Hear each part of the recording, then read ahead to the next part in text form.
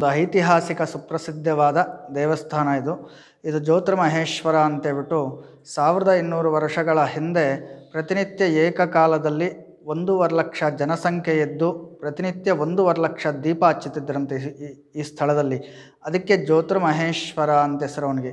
ಇಡೀ ಶ್ರೀರಂಗಪಟ್ಟಣ ಏನಿದೆ ಊರಿನ ಮಧ್ಯಭಾಗದಲ್ಲಿರುವಂಥ ದೇವಸ್ಥಾನ ಇದು. ಇಡೀ ಊರಿಗೆ ಬೆಳಕು ಕೊಡುವಂಥ ದೇವಸ್ಥಾನ.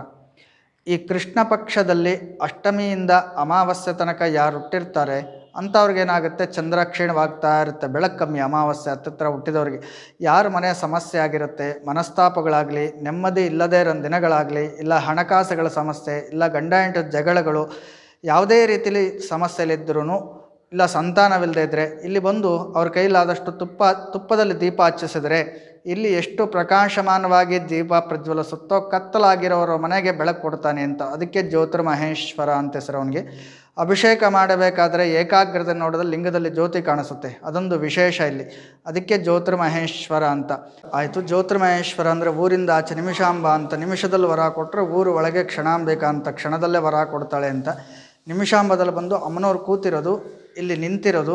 ನಿಮಿಷಾಂಬದಲ್ಲಿ ಶ್ರೀಚಕ್ರದಲ್ಲಿ ಬೀಜಾಕ್ಷರಗಳಿಲ್ಲ. ಇಲ್ಲಿ ಅಕಾರದಿಂದ ಹಿಡಿದು ಕ್ಷಕಾರವರೆಗೂ ಏನು ಮೂಲ ಮಂತ್ರಗಳಿದೆಯೋ ಅಷ್ಟು ಮಂತ್ರಗಳು ಶಂಕರಾಚಾರ್ಯರು ಆ ಶ್ರೀಚಕ್ರದಲ್ಲೇ ಬರೆದಿದ್ದಾರೆ. ಅಕಾರಾದಿ ಕ್ಷರಾಂತ ವೈಖರಿ ವಾಕ್ಸ್ವರೂಪಿಣ್ಯೇ ನಮಃ ಅಂತ. ಮಕ್ಕಳಿಗೆ 3 ವರ್ಷದ ಒಳಗಿನ ಮಕ್ಕಳಿದ್ದರೆ ವಿಶೇಷವಾಗಿ ಇಲ್ಲಿ ಅಕ್ಷರಾಭ್ಯಾಸವನ್ನು ಮಾಡಲಾಗುತ್ತದೆ. ಇಲ್ಲಿ ಅಮ್ಮನವರು ಪಾದದ ಕೆಳಗೆ ವೇದನಾಯಕಿ ಹಂಸವಾಹನ, ಹಂಸದ ಮೇಲೆ ಅಮ್ಮನವ್ರು ನಿಂತಿರೋದು, ಅದಕ್ಕೆ ವೇದನಾಯಕಿ ಅಂತ ಹೆಸರು. ವೇದ ಅಂದರೆ ಜ್ಞಾನ ಅಂತ, ಜ್ಞಾನ ತಿಳ್ಕೊಳ್ಳೋ ಅಂಥವ್ರು. ಆ ಕಡೆ ಈ ಕಡೆ ಕೈಯಲ್ಲಿ ಕಮಲಗಳು, ಲಕ್ಷ್ಮೀ ಸ್ವರೂಪಿಣಿ, ದೇಹ ಮಾತ್ರ ಪಾರ್ವತಿದು.